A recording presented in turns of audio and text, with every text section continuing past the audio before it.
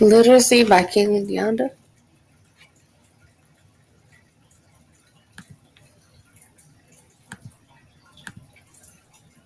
My name is Kaylee Deonda. I've been teaching for 8 years.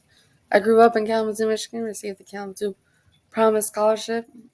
With a scholarship, I went to Western Michigan University, where I earned my bachelor's degree in elementary education. Once I graduated, I did some substitute teaching for a year, eventually went on to second grade, and then 7th, 8th grade at a charter school, and then was hired by Kalamazoo Public Schools, where I currently teach 3rd grade.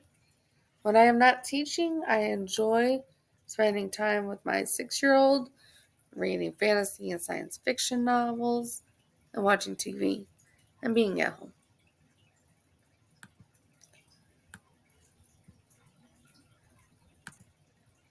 The 5 components of reading are phonemic awareness, phonics, fluency, comprehension, and vocab. Phonemic awareness is the ability to hear, identify, and manipulate sounds in spoken words. Phonics is the connection between letters and sounds. Comprehension is understanding and analyzing of a text. Vocabulary is the knowledge of words and their meanings. And fluency is being able to read with speed, accuracy, and expression. Reading and writing also kind of go hand in hand. In order for students to be successful in their writing skills, they need to have solid foundation in the 5 components of reading. For example, if a student were to write a story, they will need to be able to say a word they want to write. They will need to have an understanding of letters and sounds that they speak. This skill relies heavily on the phonemic awareness and phonics. Now, as they continue on writing, they will need to have a wide range of vocabulary to choose from to keep their writing interesting for the reader. And finally, they will need to be able to understand their own writing and be able to read it with fluency.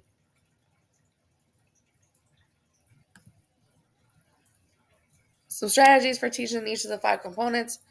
For phonics, you could use word families to teach certain phonics skills. Like, for example, if we have the ending of "ake," we can make different words like bake, cake, take, make, etc.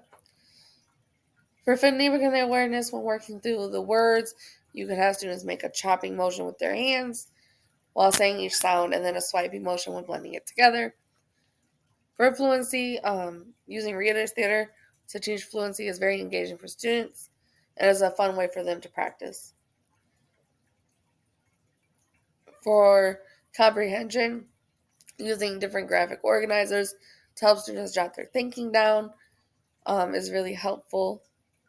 And for vocabulary, using vocabulary squares to teach new words.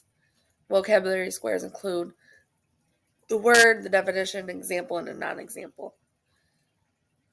And for writing, using mentor text to model different genres or styles of writing.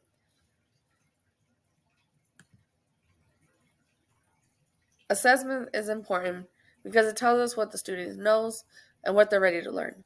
Assessments can guide our teaching so that every student gets what they need in order to improve their skills in reading and writing. Progress monitoring allows us to keep up on our interventions to see if they're working or not for students.